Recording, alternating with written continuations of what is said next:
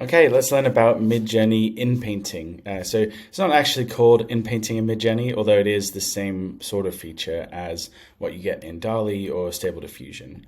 So first we're going to generate an image. Let's say a man standing, or let's say sitting on a bench. A nice park surrounded by skyscrapers. So first we're just generating an image and we're going to use that image to make some edits.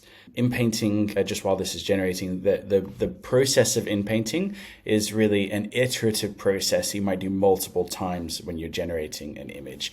And you're taking a part of the image that you don't like or you need to change slightly, and then you're erasing it and then regenerating that specific section. So we're going to take one of our images and we're going to set this up so that we can use Inpainting and make some of those changes. Let's see which image we want to use. I really like this image here, so I'm going to upscale version 2 here. And while that's running as well, you need to set something up if you haven't done this already. If you press / and then you go into Prefer Remix, you need to turn that on, and if you have that turned on, then you can then you'll get this option here to vary region. All right, once you've upscaled, you get the option to vary region, and you can then make changes. So if we click vary region, it's going to open this panel, and there's something I don't like about this image, which is I don't want it to be a man. I want it to be a woman. We have an option here. We can actually just cut this person out, and we can say a woman sitting on a bench, and I'm going to hit submit. And what we've done there is we've masked the specific part of the image that we want to regenerate, and then we've given a prompt that works specifically for that region. And it's important to note this, that in some cases it's helpful to use your whole prompt. It depends on how big of the image of that section that you're generating needs to be, but it's also sometimes useful to just prompt for that specific section. So in this case, I would say I always start with just like the simple square lasso, and I just erase like pretty rudely, because Midjourney is very good at filling in the details and regenerating and stitching it together with the existing image. And I also naively just use the same whole prompt unless I run into trouble.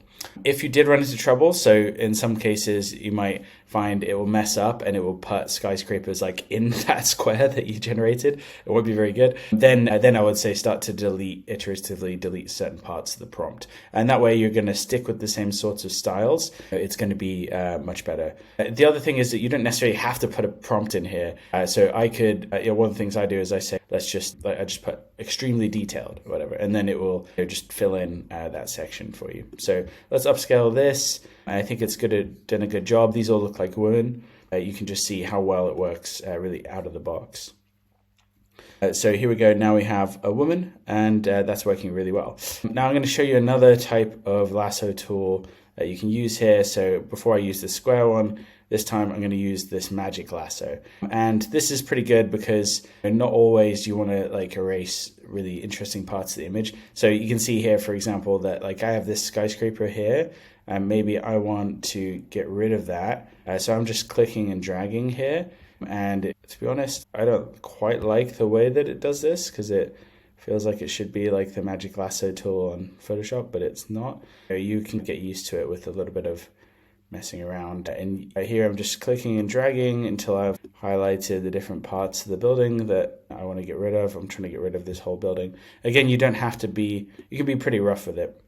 It's very good at stitching things together. But in this case, I don't want any of the other buildings to change. I just want this to change. So now I have this part erased, and I'm going to say, in this case, I'm going to get rid of the rest of the prompt because I don't want a woman sitting on a bench like in the sky. I'm just going to say pattern skyscraper in the style of Johnny Ive, Steve Jobs. Okay, and now that's just going to regenerate that building specifically and fit it in with the rest of the image. So that's really powerful. And you can do a lot with this. If you can imagine, there's a lot you can do. And a real creative who's working as an artist or as a graphic designer will probably inpaint quite a few features of the image as they go. They might even stitch multiple images together and then inpaint them. That's also possible to do in Photoshop. They have the generative fill feature, which is very similar to this. And as I mentioned before, you have this ability to do this in DALL-E as well as in Stable Diffusion. In general, I would say that I do most of my inpainting in Stable Diffusion because you get a lot more control, and you can use tools like Segment Anything, which allow you to kind of one-click segment these things out. But I would say this feature is really good, and it's a very good start from Midjourney, and I'm glad that they finally added it too. All right, so that's just generating.